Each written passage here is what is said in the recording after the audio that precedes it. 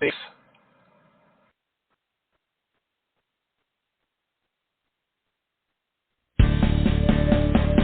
Your Partner in Success Radio is a free business podcast with host Denise Griffitts. It's all about great stories, conversation, and context to help you move your business and life forward with actionable tips and advice from her guest experts.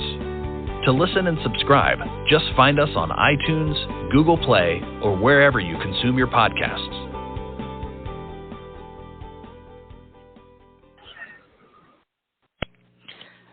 Welcome to Your Partner in Success Radio. I'm your host, Denise Griffitts, and this podcast is ranked in the top 2% of the most popular podcasts in the world, and it's all because of my incredible guests.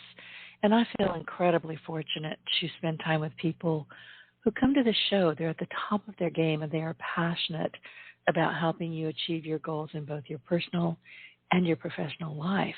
And my guests hold nothing back. They're here to share the secrets of peak performance with us, and I know you'll find their insights both inspiring and actionable. So sit back, relax, and get ready to take your life and your business to the next level. So today, Tom Binder joins us to share 7 actions an artist can take to ensure their legacy. It's not something you often think about, is it, unless you're an artist?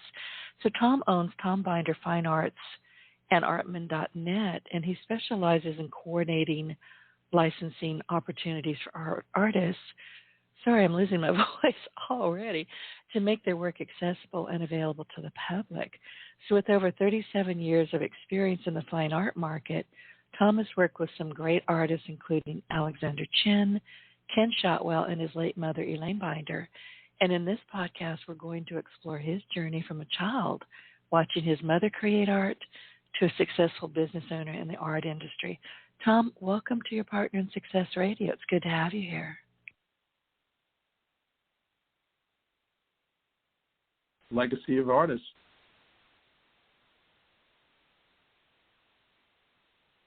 Hello, Denise. Can you hear me now? I can hear you again. Okay. I'm very excited to be here. And Thank you. Thank you so much for having me. Well, we've had a few little hiccups already, but let's persevere and see what's going to happen. So I know you from several different places, and we've chatted back and forth, and we're friends of a sort. I mean, we're getting to know each other. So tell me a bit about you. Tell me why you're doing what you're doing, because honestly, it never occurred to me that artists need to ensure their legacy. It wouldn't. I'm not an artist. So I think this is going to be a very fascinating conversation. Well, it's interesting because ensuring legacy is actually appropriate for everybody. But we're going to discuss artists in particular, professional artists that have a business that want to ensure their imagery continues and their inventory is sold. I think one of the biggest things for me, because my mother was an artist, is what happens when an artist passes away? Who takes over the inventory? Who manages the licensing? How do you sell the artwork? What do? How do you even know what pieces you have? Which is an interesting concept in itself. So I grew up with my mother as being an artist, and so I've been indirectly in the art business for 60 plus years. But in the last 37 years, I've been working with artists directly to publish their artwork, to distribute to galleries, to other businesses. And it's interesting over those years that I actually grew up with these artists, and now they're at a point, some of them are at a point to decide, well, okay, I'm sort of at the end of my career now. What's the next move? How do I transfer my whole library to a next generation, to maybe a partner or a son or daughter? So that's a big issue, and it's a complicated issue. It takes a lot of time. It's overwhelming, actually, and I can tell you from firsthand experience that I'm overwhelmed. I did this with my sister, and we're both overwhelmed, even though we grew up in this whole process. So the process involves creating a mission statement, really. That should be done early on. A vision, a mission statement, and what are your goals, values, aspirations, the style of art, artistic style, inspirations, audience, your avatar, all of these things that are necessary for you as an artist ongoing, but also even more important as your legacy is carried on forward, so somebody knows how to position the artist moving forward. So the vision and the mission statement. Go ahead. Go ahead. I'm sorry. No, I was going to say I find this fascinating because basically I'm a marketer, so I'm thinking in marketing terms, but I'm thinking that people who are artists and they want to get known, but more than that, they want to be sure that their work is safe, that it's handed to the right people, whether it's a museum, whether it's family, whatever is going to happen to it. But it's also a marketing issue, isn't it? Absolutely, absolutely. And as we go through a transition now, it's really fascinating because we had this NFT craze, which was supposed to help the artists in creating some substance to their imagery. That's faded in one respect, and we'll just deal with the NFT market. I see the NFT market as a way to give credence or provenance, a digital certificate to artwork. And that's really part of the process of legacy, because if you have digital certificates, you can pass those on very easily. Complicated. It takes a lot of time and effort to do it. Is it worth it in the end? Maybe not. Maybe not. Maybe you don't need it, but maybe you do. As it gets easier to do these digital certificates to attach them to the pieces of artwork, I think more artists will do that, and especially when they want to pass their artwork on. But what's really, really important, Denise, and probably out of the 7 things, this may be number 1, and we have 7 things that are not necessarily in order, but sort of the inventory of an artwork. That is crucial. Again, these are things that apply to artists that are just starting their work, and emerging artists, or artists at the end of the career. Inventory is so critical, and that includes making sure that they have inventory numbers with each piece of artwork, their titles, the size, the medium, their edition numbers, the provenance. Creating an inventory is number 1. Now, where do you put this inventory? You can put it on an Excel sheet. There are inventory programs that are free out there, standalone programs. You got to find a place. You can handwrite them. A lot of it is handwritten. That's fine. Have an inventory program. I'm stressing the inventory number because it's really easy to go back and attach a number to a piece of artwork, whether it's on the back of an original, whether it's on the package of the artwork, because we're talking about originals, we're talking about graphics, we're talking about sketches and drawings. All of these are studies. All of these things have to be inventoried. Or if they're not, they just get passed on or thrown out. I know in my mother's case, we have a lot of things. We knew we had to do this. We didn't really do it that efficiently until the end, but we didn't attach some titles. So my sister and I are going through this process of coming up with titles that may or may not have been the original titles, which we have to do. The mediums are pretty easy. Provenance, there's some issues with who owned it previously and things. So that's the inventory. Okay, so then you got to archive it. And you got to, so that, again, we're talking about, so this sort of goes hand in hand with the inventory, is where do you put this information? Where is it? Is it on digital file? Is it handwritten? Does the actual hardcore inventory, remember, there's 2 things here. There's the inventory itself, and there's the digital files of the inventory. There's scans of the inventory. And in some ways, that is as or maybe even more important than the artwork itself, because the artwork is kind of limited. The inventory, a lot of it has been sold for professional artists, but the imagery itself doesn't disappear. So if an artist creates an image, a piece of artwork, that should be digitized, and that should be stored somewhere. So that's the digital imagery, and then we talked about the hardcore inventory. And then where do you put the physical inventory? As an artist, where do you put it? Where do you store it? When it moves on, where does it go? Does it go to family? Does it go to a museum, a gallery? Is it sold ahead of time? children, and I say children because that's really where most of this stuff goes, or the spouse, do they take control of the physical inventory? Do they try to sell it? I know in my situation, my mom had a lot of originals, and my sister and I decided, well, let's keep the originals and sell any reproductions of the work. That's a choice that has to be made. Then the next thing is, after you archive the artwork, is you got to build a strong network. And that network, I'll start with the social media because that comes up. You have to have a strong social media network, both as an active living artist and also to pass it on. And just as important as to pass it on, because the trustees of the estate need to know how to deal with this social media. So that's a whole other issue with the estate planning. But the network includes, it has to include everybody you've done business with, the galleries, museums, other institutions, collectors. You have to have a network of an attorney, a estate planning attorney, a tax accountant. All of these networks have to be established ahead of time. So it's just a turnkey operation when you move on, as well as when you're alive and creating. So that's really important. You have an estate plan. Oh boy.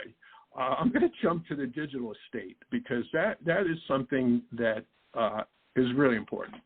So you have all these social medias, you have all these contacts, you have all these passwords. They have to be transferred.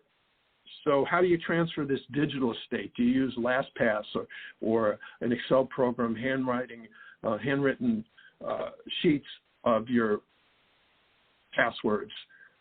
It's really important. All of the above. So I've seen it all.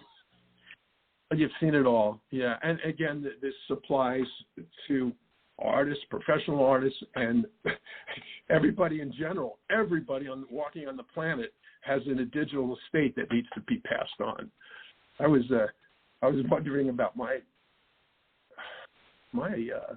presence, or for each, like what happens with your Instagram account? What happens with your Facebook and LinkedIn? What happens with your LinkedIn account?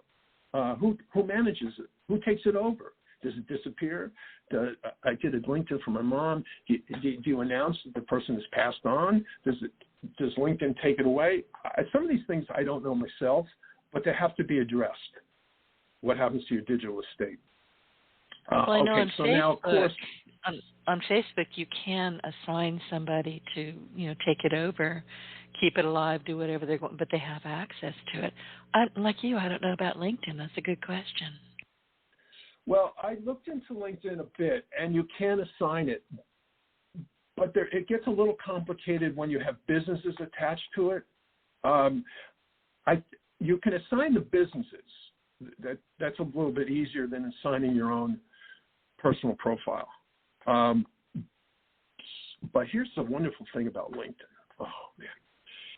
LinkedIn allows you to download everything. There's a way to do it. You download all your connections, all your posts, everything that is up on LinkedIn gets downloaded. So in a sense, even if LinkedIn takes you off or if you have to change it, you can upload it somewhere else, and maybe on a website. So that's an issue that has to be resolved, is how are you going to continue some of these social media profiles? And each one it's going to change over time. In another 10 years, will be a different way to handle it. Maybe LinkedIn won't be. Maybe there'll be one master social media program that you store everything and that passes on. Estate plan. Are you going to have a living will? You need a living will. You need to have an advance directive. Again, this applies to everybody, or healthcare directive. Maybe you need a revocable trust. You need a trust attorney. You need a trustee, an executor. All of these things have to be appointed ahead of time, and that goes into the next thing. The executor. Who's going to handle things? What are your kids going to handle it? Are you going to give it a gallery? Is a publisher going to handle it? Do they have the rights to sign in your name on your pieces as an estate signed pieces? How's it split? The more specific you can be in these situations, the easier and better it is for your descendants. it's so important, and to make sure these documents are legal, because you run into a problem where something where they and I'll say children because that's the thing that I'm most comfortable or most familiar with, is where how does the revenue get split? Who handles what? Who owns what? These are things that must be decided ahead of time. The more energy you put in now, the less conflict arises later on. The easier it is for the descendants to deal with everything, and there's a master plan. It's just like a living will. This is what happens when I pass on, and you list it, you put it in your estate plan, and that's it. Of course, you need a will if you don't have a revocable trust. So that's very important. Again, the trustee and the executor are important, and then the other final number 7, and there are more, but this is a very interesting thing. Okay, so let's say you don't have children or a spouse. Are you going to donate your artwork to a foundation, a trust, a fellowship? Is there a way to get a tax advantage if you do a charitable remainder trust ahead of time? Of course, you have to talk to a tax accountant, but maybe there is a way to donate it and to take some tax advantages. Artists don't get as many tax advantages when they donate their artwork. In some situations, they only get the cost of the materials that go into the art. So that's something that has to be considered, and it has to be established ahead of time. It's nice to have an educational facility, a college, to take on the artwork if you are not going to sell it or pass it on. And that's something that has to be started very early on, these fellowships or trusts. So those are 7 things that I think are important. Yeah, they sound important across the board. Did we miss the part about how to choose an executor and trustee? So I was scribbling notes, but I don't think I wrote that one down. That is a fantastic question. How do you choose? Well, I guess this goes hand in hand with your estate plan. In my mom's situation, she chose my sister and I. You can choose a paid executor, and that could be inexpensive to the estate. You can choose a family member. You can choose a gallery, or maybe you're a publisher. It could be a publisher. It could be an art manager, an art rep, an art agent that you've dealt with over time that has the ability to take on the whole massive collection, such as the Warhol Foundation, or even Jackson Pollock had his wife create a foundation to take it over.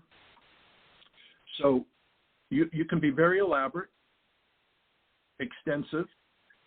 I would say match it with your estate plan, make it as simple as possible, and as least expensive as possible. If it's a professional artist that already has a relationship with an agent, gallery representative, that might be the way to go, and probably the easiest way to go, because they're already selling artwork, and it's a little easier than having to deal with somebody that isn't familiar with the artwork. So that's a decision that has to be made. And I want to go back to the licensing, because that's a really interesting thing. In the music business, a lot of the artists are now selling their library, their licensing library, ahead of their passing. And that might be an option for artists too, a popular artist, a commercial artist, a successful artist, to sell all their licensing rights before they pass on, so that once they are gone, it's a little easier for the family to collect revenue as opposed to setting up an operation. I'll give you an example. I love this one. Is Jimi Hendrix. He passed on his estate to his brother, I believe. And I don't think his brother was able to manage the estate as well as, let's say, Columbia or Sony or one of the big companies would have done. It's an opinion, but it was definitely a choice that he made to pass it on. And I believe it was made before he passed on, but maybe not, because he He died so young. So yes, you have to make a decision of who's going to manage it. And if you already have a relationship, that's probably the best way to go. And the easiest way to go to continue that relationship with whoever is dealing with the art at presently. And if you don't have that relationship, then be specific with who is going to deal with it, and make sure that everybody that is going to deal with it knows that they're going to deal with it and wants to deal with it.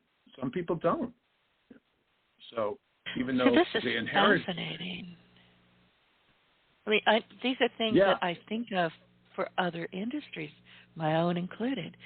It just never occurred to me that artists fall into creatives, and I am one, you are one. I don't know how I missed that. Well, it's overwhelming. I mean, we just scratched the surface here.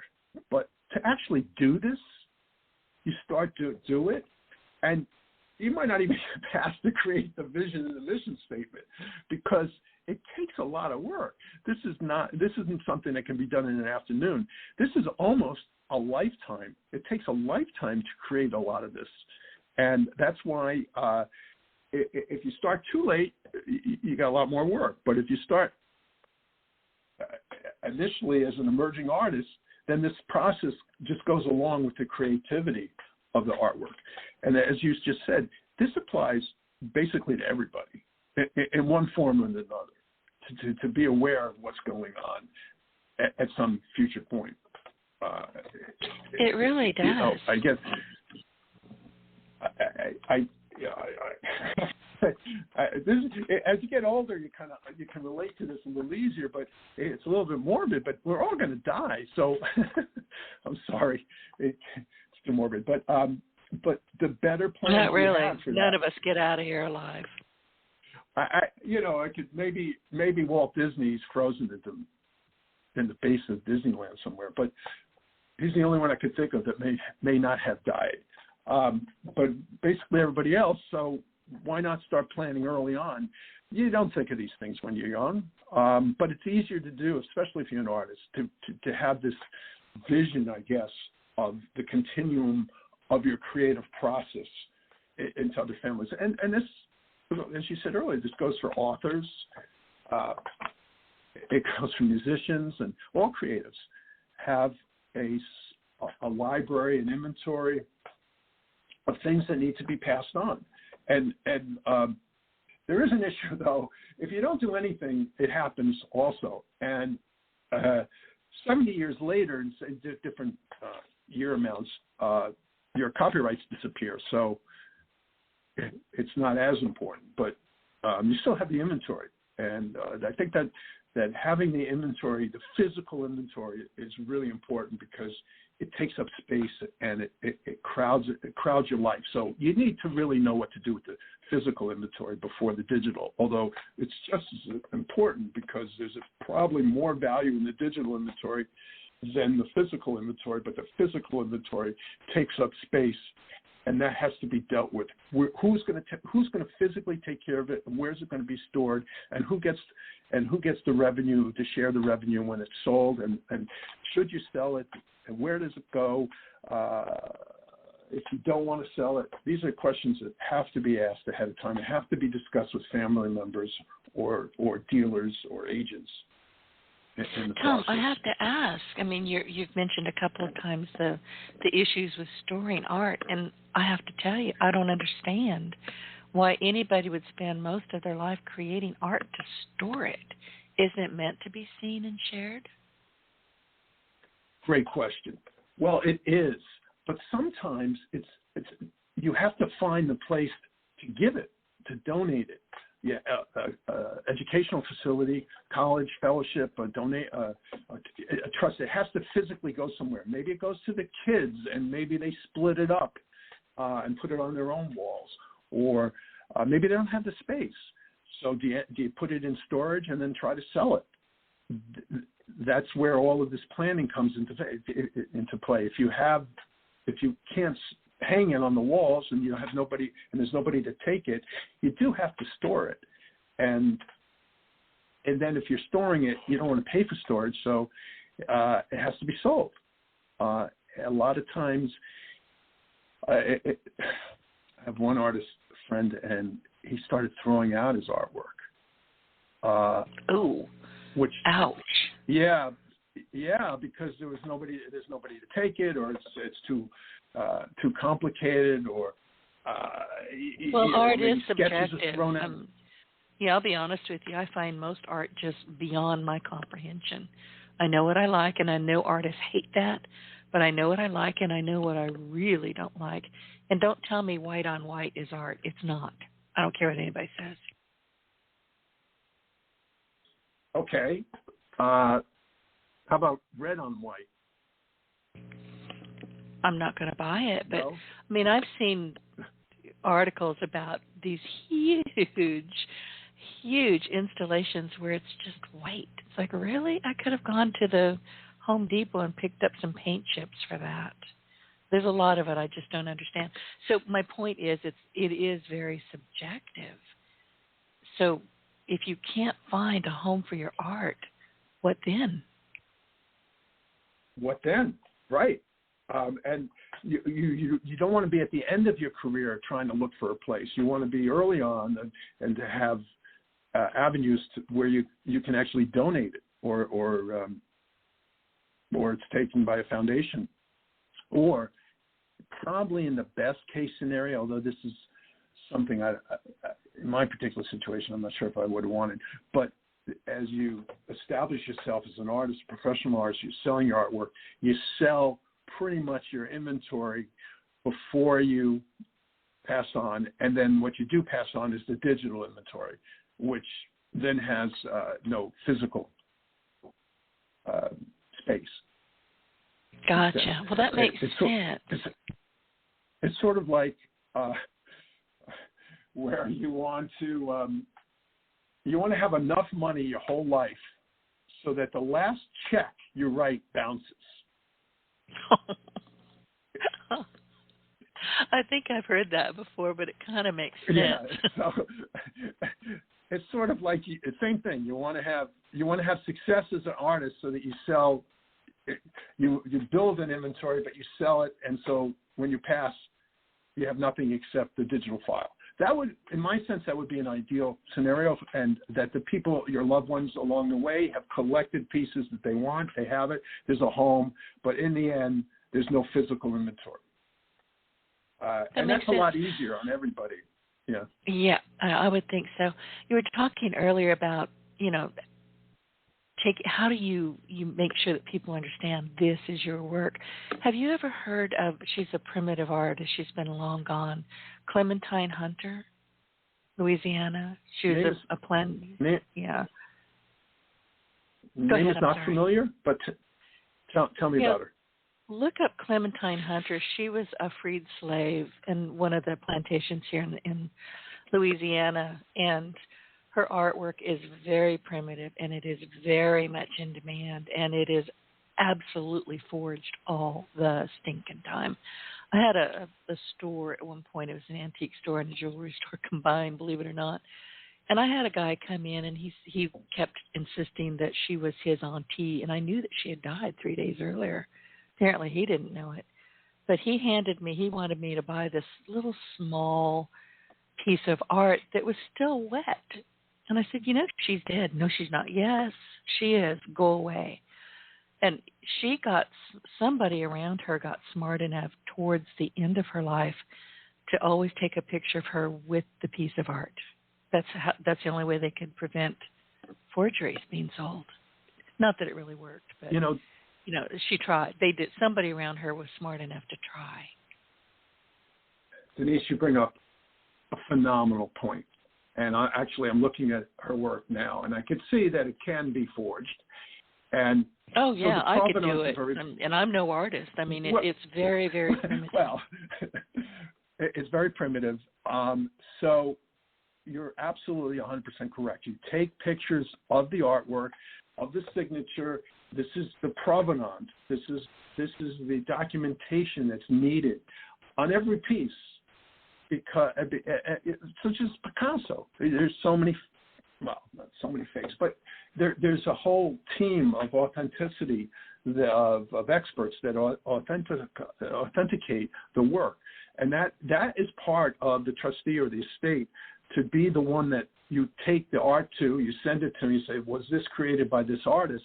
And those people or that person can look at it and say, yeah, this was, because they look at their tirages or the catalogs, and they can see easily. So having the provenance, having all these pieces cataloged is so important, and I'm very happy that you brought that up, because that can almost be pushed to number one. And once an artist dies, it's so easy to fake if you don't have this network of people that can authenticate the artwork, and it's much easier done if there's an inventory number attached to each piece. So on these originals, the inventory numbers written down. The pictures, as you say, with the artist is the perfect thing, or just a digital file of that particular art with the signature, unframed. All of these things that can document and authenticate the artwork, so that it makes it that much easier than when somebody comes into a gallery. It's not in this catalog raisonné. You go, well, I don't know. I mean, it's not in the catalog raisonné. Everything's in the catalog raisonné. This piece isn't. I don't think this is authentic. It makes it that much easier for those people that dealing with the art in the future. It could be 100 years later, 200 or whatever, that they can go back to this catalog raisonné with all the information that the artist created before they passed away, and then authenticate the pieces moving forward. So that's a great point, and that's something that has to be done. Has to be done when you're alive as well. I would think so. All of these things have to be done before the end, of course. But the earlier on that they can be done, or as they're being done, as a piece is created, then the provenance is created for every piece, documented with everything. So there's no possibility of forgery moving on. And I think that's a set up a video camera while you're working. It's easy these days to document everything that you're doing. Everything. And that's another great point. I have an artist I work with, and he sends me pictures as he's going through the process. And the collectors love to see this. They love to see the process of building the piece to the end. So you're absolutely right. A time-elapsed photography or video is important for the legacy, and it's important for the collectors currently. So thank you for bringing that up, because that's something that is an added benefit to creating legacy, is the current interest of the piece to the collectors by seeing these videos that are created as the artist goes through the process. Yeah, and you said something very important there, that the collectors like to be part of the process or follow along. It's almost like you're inviting them into your artistic brain, which has never happened before. It was never available. Yes, I mean you could really go deep in that in all the different mediums, and then just think about, as in 100 years, hopefully they'll have computers that they'll have to be able to transfer the files, but to understand, could you imagine to understand the workings of Picasso for each piece? If he said, hey, this is how I created, or Van Gogh said, hey, I was in this mood or that mood, or you saw the process of him going through it, how wonderful that would be for some of these great master artists in the past to have to be, as you say, part of the process, or at least understand the process of the creation of the art. And that's why there are so many people who will study the Mona Lisa, which I've never understood. I don't get her expression at all. I don't know about me and art. Apparently, I don't really much appreciate it, which is a shame. I know what I like. That's all I can say. I'm a Philistine. But, people will sit for hours and hours and days, months, and try to recreate that portrait. And sometimes they can, sometimes they can't. But they're so fascinated with how it got made. Yes. Was the Mona Lisa a man or a woman? I mean, that comes up too. And is it painted on top of something else? Nobody knows. Yes. And so you have all of these technical abilities as we move on and through the ages. Now you could put it under ultraviolet light and see other layers that were there, and eventually there'll be ways to assess the first colors that were put down and to analyze it. And I want to go back, though, to something, because this is a little off legacy, but something you said. You know what you like. If you know what you like, then you know what you like.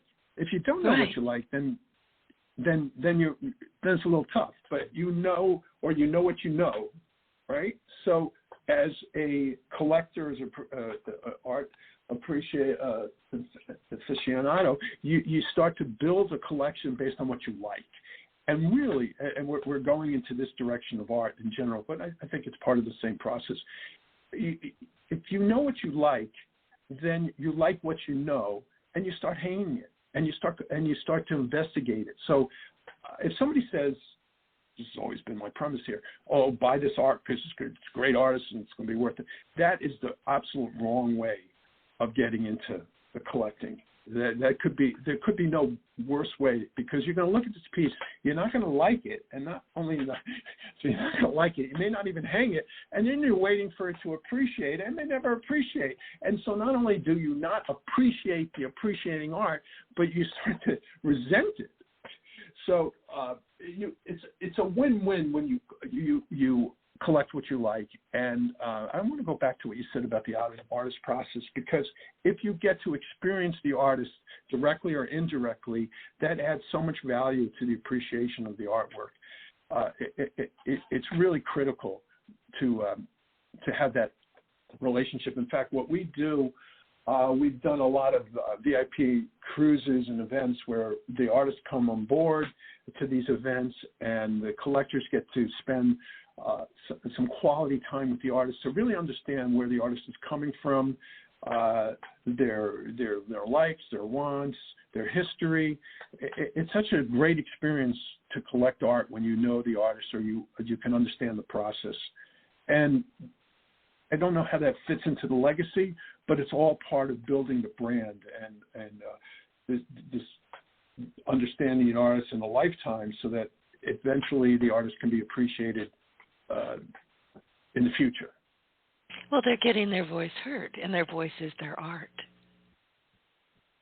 Their voice is their art. And somebody that's dedicated to their voice more so than dedicated to creating the artwork for revenue gets to really, really go deep in their styles and their inspirations. An artist that paints from their heart can be very successful. Right. Here in Louisiana, we have the blue dog. I don't know if you've ever heard of the blue dog. Blue dog. That's the blue dog. That's in Louisiana. It's in Lafayette. It's not too far down the road from me. And I like the Jolie Blanc one, but the rest of them, it's just a blue dog. I don't really care. But I have been in restaurants, around town, and thought those blue dogs, and he's been gone for quite a long while now. Those dogs are still all over the place. They're very, very popular. Yeah, what makes it? I can't believe that you're the heart of the blue dog. Not too far, right down the road. I'm serious. I don't know, but it's part of the process of collecting. So you get one blue dog and it appeals to you, and then you get another one to go with that, and so you get involved. And I guess it's a process. It's understanding it. So the more you understand the blue dog concept, the better you are in knowing what you're collecting. And right. And I met him several times, and I heard the story about the blue dog. I still never would buy one. It's just not my thing, but I can appreciate the passion that he had for this particular form of art. What's the story behind the blue dog? It's been a while. I'd have to go look it up now, because he has been gone for quite a long time, but I think it was one of his pets, and he just loved this dog. And I could be dead wrong. I really can't remember, because, like I say, it's been a long time. I think he passed away about 20 years ago, if I'm not mistaken. Nice 20 guy. 20 years ago? Really? I think so. Oh, Yeah, Well, I'm looking it up. You go look at go look at it for me. And what's really, really fascinating is that what comes up is estate stamped blue dog prints. So this is kind of exactly what we're talking about. That after and that's why I brought it up, because he's done exactly what you look. He was a very savvy businessman, very savvy. So, and this has happened in situations. Is that this is exactly what we're talking about. So the estate decides to go ahead and print these pieces. How do you give it some value instead of just unlimited pieces? So they stamp it with the estate signature, which could and should be determined ahead of time, and then you have some type of limited edition, which can add value, and it's debatable whether it's real value or not, but it does give it some distinction and limitation. But that has to be established ahead of time. I believe that the estate stamp, how are you going to estate stamp the art afterwards? So in my particular situation with my mother and I, we did have a discussion with my mother, and she said you could sign it. I forget what she said. She said, you could sign it for me. You could sign it for me. Now, it doesn't mean we signed her name, and it's fully disclosed that these are estate signed pieces, and that's really, really important because it can get tricky and deceitful if it's not disclosed, and not just secretly disclosed, but very obvious to the consumer, the collector, that these are pieces that were done after the artist passed away. Right. But before the artist passed away, and I'm going to try to look this up as we talk, that it should be established how these pieces are going to be signed after say, oh, he died. You're right. He died 10 years ago, exactly, December 13th, yeah, 2013. and I thought it was. Yeah. Huh. Who knew? I forgot totally about this. Did he live a long life? 69. Now, some of the artists live very long, which is great. They create right to the last moment. I wonder. He had a foundation. He formed a foundation on that advocates the importance of visual arts in children's development. You see, that's a great example of what you do in your lifetime. You create a foundation. He had a vision. So that foundation. He had a vision. Yes. He wasn't just an artist. He had a big, big vision. Yeah, his art is not my style. It just never was. Although I see it here, there, and everywhere. Yeah, I always appreciate it because I knew what he was all about. That he loved his art. He certainly loved Cajun country. He was born in, right here. And, I mean, he's everywhere. But he had a plan and he had a vision, and I think that's what you're talking about. Absolutely. I'm very happy you brought this up because he did establish a foundation for a nonprofit organization. They support visual arts and children's development. So he created a lifetime foundation, and also this foundation is currently has programs, including art scholarships and contests, and it can be funded. This is the beauty of this. If it's planned ahead of time, it can be funded by the creation of the artwork after the death of the artist through, as we just discussed, these estate prints, which are funding this organization to help support the children programs or scholarship programs for children. It's just a beautiful thing. So these are things that, if you do it ahead of time, they live on forever. These foundations, the Warhol Foundation lives on forever. So I think if you're an artist, a successful artist, and what's a successful artist, that's up for debate. But if you have a revenue stream, creating a foundation which will continue the stream of revenue to support causes is a wonderful thing. It really almost is the ideal scenario because that foundation takes care of everything. They take care of all the digital storage and the files and the artwork themselves, and they can sell it to support the programs that they have. Exactly. And he's got a museum. Well, I don't know if it's his museum. It's Bayou Teche Museum. It's in New Iberia, again, just down the road. And they present a recreation of his Carmel, California studio space, complete with artist's easel and unfinished painting and the plywood floor. He did a terrific job of keeping his work and his passion for Cajun country alive. He's very passionate about it. It shows. A great example of a legacy. Exactly. Continuing. And I wasn't thinking of him when I knew we were going to get on this call. I don't know why, because he's Blue Dog. He's everywhere. I guess familiarity breeds contempt. It's like, oh yeah, hey, how you doing? But I did think of Clementine Hunter because of the experience that I had with her alleged nephew. Wait, so her alleged nephew, so he said he was a nephew, and he tried to sell artwork that he claimed she just did, even though she passed away. Is that what you're saying? Yeah, and it was sticky. It was still wet. She was dead. So somebody was lying. Well, and so you have these people you go to. Now, you were an expert. At that point, you were an expert in this. You knew she died. You looked at the piece of artwork. It was wet. You didn't trust the guy that was selling it. So you were the go-to person. I booted him out. But I've seen a lot of her work, because it's in this one plantation where she lived. It's all over the place. So I'm very familiar with her work. Well, so you bring up another point, or indirectly, is the appraisal, the value. We really didn't talk about this, but we should.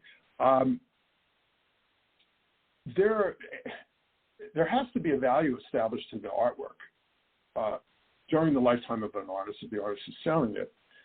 And the more values that are established ahead of time, precedents, appraisals are done, the easier it is then to pass it on or to I guess sell. What are you basing the value in the future? Is you base it on the past. As you have some appraisal value of the current market, it's easier to move forward to the sales in the future. So having artwork appraised through auction, and we're talking about professional artists, but it could be any gallery shows, or to have pricing set to these pieces of artwork as an emerging or living artist, and then onward as a deceased artist. Very, very important to have pricing attached to it, or at least a fair market price. What a willing buyer and a willing seller would pay for it. And that helps a lot, and that's really important. And where would we put that? We would put that under inventory of artwork. We'd add pricing to it. This is important. I'm just writing that down because I left that out. Okay, I went back to Clementine Hunter. I was wrong. She was descended from slaves, but she created 5,000 to 10,000 paintings in her lifetime. Talk about an inventory. So she died in 1988. So what happened to her inventory? Who got it? I honestly don't know. If I had to guess, she was born and raised, I believe, in Melrose Plantation. They may still have. I don't know. I honestly don't know. She might have had a dealer, and the dealer took the inventory, an art dealer, an agent, gallery. I'm seeing here that there were a lot of forgeries. Oh, yeah. I've met one. Coming from, it was a problem, forgeries. So the more an artist can do in their lifetime to prevent forgeries in the future by documentation, as we talked about earlier, the better it is all around. Because the value diminishes dramatically when there are forgeries on the market. It just confuses everybody. And as we spoke earlier, with these catalog resumes that are documented very well, it prevents forgeries, or it doesn't prevent forgeries, but it prevents, it aids in appraising pieces that may have been forged. Exactly. And that has to happen at the time the piece is created, really, to document the piece. It's almost too late as you move forward, because if an artist is creating, the woman you mentioned, if she's creating this massive amount of work, it becomes impossible to go back and document everything. I'm trying to look, 25 cents. What's 25 cents to look at? Wow. All right. Denise, thank you. You brought up some two great cases here. I'm fascinated by forgeries. Yeah, and it's the Deep South. We have an awful lot of art here. I mean, it's just, I will often see hanging on the wall of a restaurant, or, just anywhere you go, a passe-partout. I don't think you know what a passe-partout is, but it's the big two-man saw.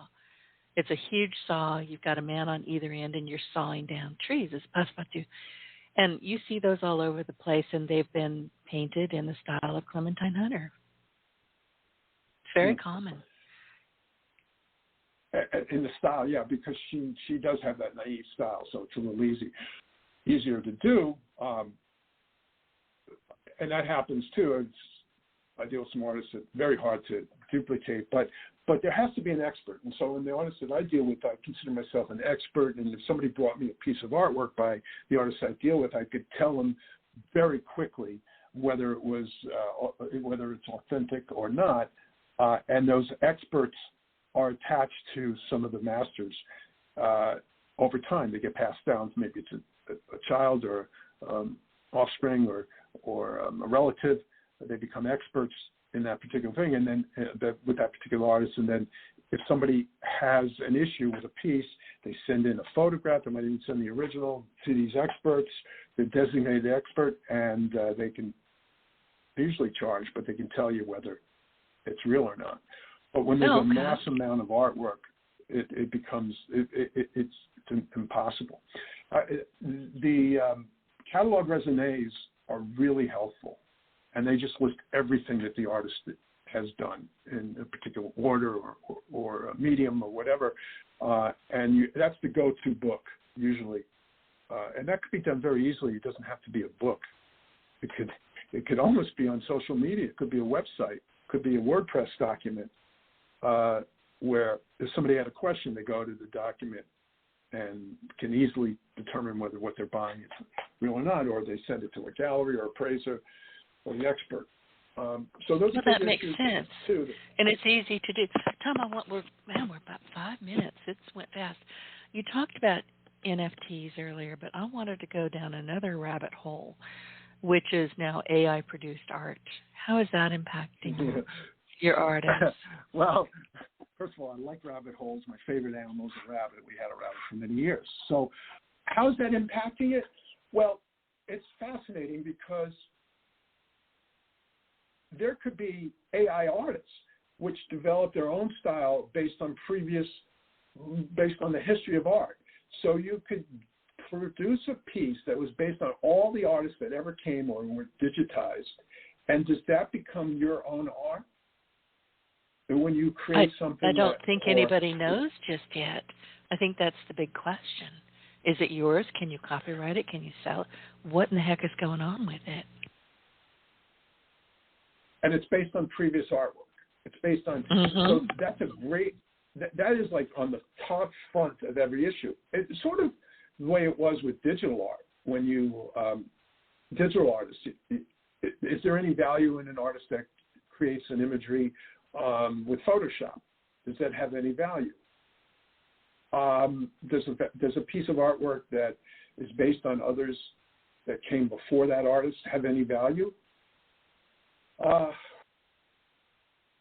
And I guess we'll find out. We don't know. Well, this is a whole new industry for attorneys. I can tell you right now, they're all going, ooh. It's a whole nother, just like everything. The thing is, this is what I was kind of thinking is it better? Can you create a better, and what I mean better, is it cleaner? Is it sharper? Is it, are the colors write, can you create a piece of artwork that's better than the original intention of an artist? And I think you can. But what about the heart and soul of the artist? I mean, you're just completely wiping that out. I know, it's a very fascinating issue. This has happened before, by the way. There are precedents about this, and it was when I was involved in this G-clay medium, where you take the reproduction of the art, you digitize it, and you produce it. It's not really the artist's work. It is a reproduction of the artist's work that some chromenists went ahead and in a bunch of fields, and serigraphs and lithographs, went ahead and decided, well, we're going to do it this way because it looks better. It's an interpretation of the artwork. So I think part of the answer that we have here is that if you give credit to where it came from and you disclose it, I'm a big believer in disclosing everything. I think you live by disclosure. You disclose that you created it based on this artist or that artist, then I think it has more validity than just creating something you go and saying, this is mine. So, and that kind of works with everything, doesn't it? Yeah. When you credit the ones that came before you. Now, if you credit the ones that came before you, is it legitimate?